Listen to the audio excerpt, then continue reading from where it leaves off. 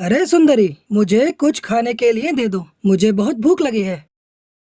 कालू कौवा बिस्तर पर लेटे लेटे ही अपनी पत्नी से खाना मांग रहा था। तभी उसकी पत्नी सुंदरी कौवी बहुत गुस्से में आ गई और बोली, अरे तुम्हें कोई लाज शर्म है या नहीं? कुछ काम तो करते नहीं हो और पूरे दिन बस घर में बैठकर खाना खाते रहते हो। मैं हूँ इसलिए टिक गई, अगर दूसरी होती ना तो कब का भाग जाती। अब बस बहुत हो गया तुम्हारा, मैं तो तंग आ गई हूँ। मैं जा रही हूँ अपने मायके, मैं तुम्हारे साथ नहीं रह सकती। अरे अरे, ये तुम क्या कह रही हो? तुम मुझे ऐसे छोड़कर नहीं जा सकती। मैं तुम्हारे बिना कैसे जीऊंगा? ये सब तुम्हें पहले ही सोचना चाहिए था। तुम्हारे साथ शादी करके तो मेरी जिंदगी ही खराब हो गई। तुम्हारे साथ ऐसे गरीबी में रहने से अच्छा है कि मैं अपने मायके में जाकर आराम से रहूं। मुझे रोकने की कोशिश भी मत करना। ऐसा कहकर कौवे की पत्नी गुस्से में अपने मायके चली है। अरे ये क्या हो गया? अब मैं क्या करूं? पहले मुझे कुछ खाने का इंतजाम करना होगा। कालू कौवा खाने की तलाश में निकल जाता है। तभी किसी एक पेड़ की डाली पर गोलू चिढ़ा और बंटी कबूतर बैठे हुए थे। वो दोनों एक नंबर के आलसी और दूसरों को ठगने वाले थे और रास्ते में आने जाने वाले सभी पक्षियों को वो अपनी बातों में फंसाकर ठग लेते थे। अरे भाई, आज सुबह से तो एक भी बकरा नहीं मिला हमें। अगर ऐसा ही चलता रहा तो हमारा गुजारा कैसे होगा? चिंता मत कर भाई, हमें कोई न कोई बकरा जरूर मिल जाएगा। तभी उन्हें सामने से कालू कौवा आता हुआ दिखाई देता है। वो देख भाई, वो रहा हमारा बकरा। अरे अरे कौवे भाई, जरा यहाँ तो आओ। ऐसा कहकर उसने कालू कौवे को आवाज लगाई। कालू कौवा उसके पास चला जाता है। अरे क्या हुआ भाई, तुमने मुझे यहाँ पर क्यों बुलाया है? अरे भाई देखो ना, मैं इस चिड़े को इतनी देर से एक बात समझाने की कोशिश कर रहा हूँ, लेकिन यह है कि मेरी बात समझ ही नहीं पा रहा। इसे मेरी बात तो झूठी लग रही है। अब आप ही हमारा झगड़ा सुलझा सकते हो। ऐसी क्या बात है, बताओ मुझे। हाँ हाँ, लेकिन मेरी एक शर्त है। शर्त? कैसी शर्त? शर्त यह है कि मैं वो बात बता दूंगा। अगर तुम्हें वो बात सच लगी तो ठीक है, लेकिन अगर झूठ लगी तो तुम्हें मुझे एक अनाज की बोरी देनी होगी। ठीक है, मुझे शर्त मंजूर है, बताओ मुझे वो बात। ठीक है, अब ध्यान से सुनो। सुबह जब मैं उठा तो मुझे बहुत भूख लग गई, लेकिन मेरी पत्नी ने मुझे खाना देने से मना कर दिया। फिर मैंने नदी पर जाकर एक मछली ली, लेकिन जब मैं उसे खाने वाला था तभी एक चील वहाँ पर आ गया और वो मुझसे मछली छीनकर खाने लगा। तो फिर मुझे भी गुस्सा आ गया। मैंने उस चील को मार मार कर उसकी हड्डी पसली एक कर दी और फिर उसके पेट से मेरी मछली निकाली और ऐसे मछली खाकर मैंने अपना पेट भरा। उस कबूतर की ये बात सुनकर कालू कौवा तो सोच में पड़ गया। अरे ये कबूतर क्या कह रहा है? भला कोई कबूतर चील को कैसे मार सकता है? और ये कह रहा है कि इसने चील को मारकर उसके पेट से मछली निकाल ली। ऐसा कैसे हो सकता है? अब मैं समझा। ये दोनों मिलकर मुझे बेवकूफ बना रहे हैं और मुझे लूटना चाहते हैं। लेकिन बच्चू, मैं भी कालू कौवा हूँ। तुम्हें लूट कर नहीं ले गया तो मेरा नाम भी कालू नहीं। अब देखो मैं क्या करता हूँ। क्या हुआ कौवे भाई, आपको ये बात झूठी लग रही है ना? अरे नहीं नहीं भाई, मुझे तो इस कबूतर की पूरी बात सच लग रही है। इसने उस चील के साथ अच्छा ही किया। ऐसी घटनाएं हमारे साथ अक्सर होती हैं। देखो ना, आज ही मेरे साथ एक दूसरी घटना हुई थी। तुम्हारे साथ क्या हुआ था, हमें भी बताओ। अरे ऐसे नहीं, मेरी भी एक शर्त है। ठीक है, अब बताओ। लेकिन अगर तुम्हें वो बात झूठी लगी तो तुम्हें मुझे सारी जिंदगी अनाज की पोटली देनी होगी और एक सुंदर सी चिड़िया से शादी करानी होगी। हमें तुम्हारी ये शर्त मंजूर है। अब जल्दी से बताओ हमें वो बात।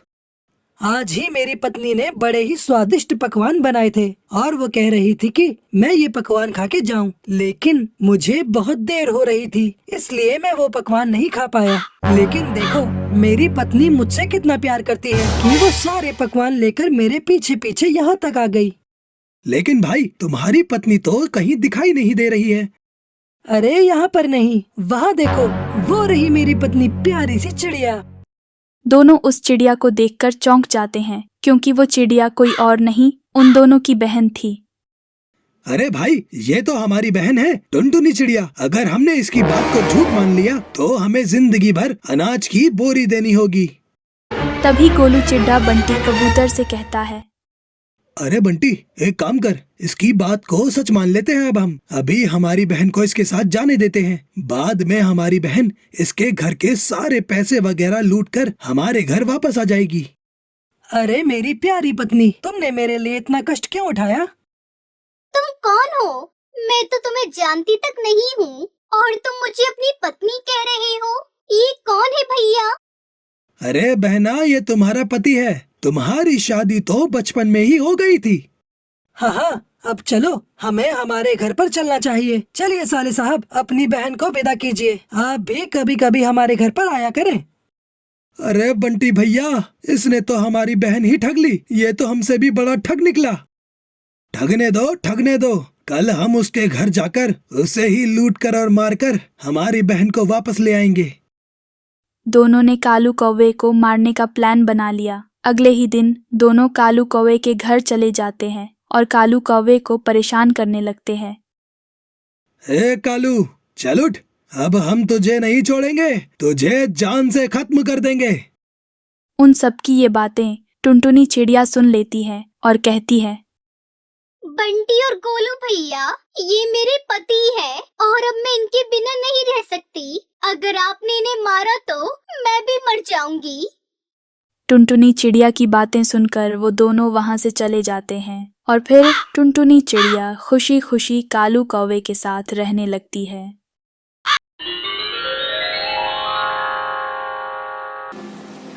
हिमालय नाम के एक जंगल में कालू नाम का एक कौवा रहता था। उसे टूनी नाम की चिड़िया से प्यार हो गया और उसने उससे शादी कर ली। कुछ महीनों बाद टूनी चिड़िया ने एक चिड़िया को जन्म दिया। उन्होंने उसका नाम टुनटुनी रखा। लेकिन कुछ समय बाद टूनी बीमार पड़ गई और एक दिन कालू कौवे को अपने पास बुलाया। सुनो जी, लगता है मैं अब और नहीं जी पाऊंगी। मैं तुम्हारे पास अपनी बच्ची छोड़े जा रही हूँ। मेरे बगैर तुम लोगों को बहुत परेशानी होगी, इसलिए मेरी बच्ची के लिए दूसरी शादी कर लेना जो टुनटुनी की अच्छी तरह देखभाल करे। तब तक आप लोग हमारे इस वीडियो को लाइक और अगर आपने हमारे चैनल को सब्सक्राइब नहीं किया है तो जल्दी से सब्सक्राइब कर लें और कमेंट सेक्शन में जरूर बताएं कि आपको हमारी ये कहानी कैसी लगी। ये कहते हुए वो चल बसी। टूनी चिड़िया की आखिरी इच्छा समझकर कालू ने एक सुंदरी नाम की कौवी से शादी कर ली। सुंदरी कौवी टुनटुनी चिड़िया की अच्छे से देखभाल कर रही थी। ये देखकर कालू सुकून से था। एक दिन टुनटुनी चिड़िया एक डाल पर बैठकर कुछ सोच रही थी। ये देखकर कालू को उसके पास गया और पूछा, क्या हुआ बिटिया, तुम यहाँ क्यों बैठी हो? कुछ नहीं पापा, बस ऐसे ही। अच्छा, ये तो बताओ, तुम्हें अपनी नई माँ पसंद है ना? हाँ पापा, नई माँ अच्छी है। पहली वाली तो झूठ बोलती थी, लेकिन ये जो कहती है ना वही करती है। अच्छा बिटिया, माँ क्या कहा करती थी? बाबा, पहली वाली माँ ना कहती थी अगर मैं बाहर घूमने गई तो मुझे खाना नहीं देंगी, लेकिन फिर वो मुझे सब जगह ढूंढती थी और घर लाकर मुझे खाना खिलाती थी। और ये माँ ने भी मुझसे कहा कि अगर मैं बाहर गई तो मुझे खाना नहीं खिलाएंगी और खिलाया भी नहीं। बाबा, 2 दिन से मैंने कुछ नहीं खाया।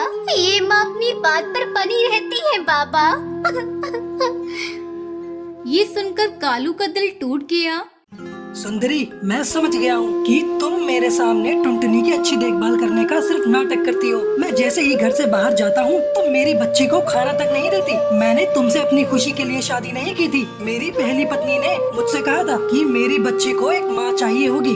अगर तुम उसे प्यार नहीं दे सकती मत दो, लेकिन कम से कम उसे समय पर रोज खाना जरूर दे दिया करो। ये कहते हुए वो बहुत दुखी हो गया और वहाँ से बाहर चला गया। फिर सुंदरी कौवी ने टुनटुनी चिड़िया को बुलाया और गुस्से में उसके सामने खाने की थाली फेंक दी। माँ, मेरी चोट लग गई है, क्या तुम मुझे खाना खिला दोगी? इतना सुनकर सुंदरी और गुस्सा हो गई और जोर से चिल्लाई, हाथ नहीं लेकिन मुंह तो है। अपने बाप से सब कुछ कहने के लिए किसने कहा था बाहर जा और चोट मार। अब मैं तुझे नहीं खिलाऊंगी तो तेरा बाबा आकर मुझ पर चिल्लाएगा। फिर सुंदरी कौवी टुनटुनी के मुंह में खाना ठूसने लग गई। माँ, मेरा मुंह जल रहा है। माँ, इसमें बहुत मिर्ची है, थोड़ा घी मिला दो माँ।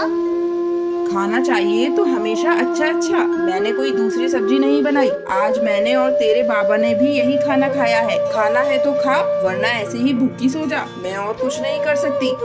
क्योंकि टुनटुनी चिड़िया 2 दिन से भूखी थी, उसने वो मिर्ची वाला खाना खा लिया। उस दिन जब टुनटुनी चिड़िया सो रही थी, उसे महसूस हुआ कि जैसे उसकी माँ सपने में उससे बात कर रही है और खाना खिला रही है। फिर उसने अपनी माँ से कहा, माँ, तुम कहाँ चली गई माँ? मुझे ये नई माँ अच्छी नहीं लगती। मेरे पास आ जाओ ना, नहीं तो मैं तुम्हारे पास आ जाऊंगी। ये माँ भी अच्छी है बेटा, तुम्हें उनकी बात सुननी चाहिए। वो जैसा कहे वैसा करा करो, फिर वो तुम्हें नहीं मारेंगी, ठीक है ना? ठीक है माँ। तभी टुनटुनी चिड़िया का सपना टूट गया।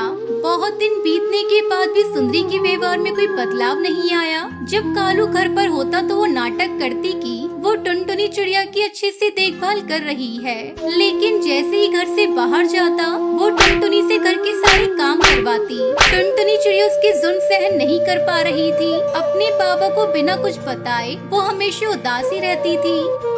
मैं बाबा को कुछ बता भी नहीं सकती।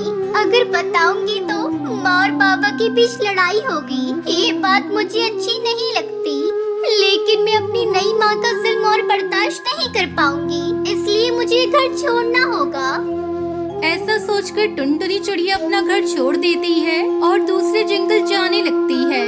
टुनटुनी चिड़िया बहुत थक गई थी, उसे पता नहीं था कि वो कहाँ जाएगी। थोड़ी दूर जाने पर टुनटुनी चिड़िया को एक पेड़ दिखाई देता है और वो उस पेड़ पर बैठ जाती है।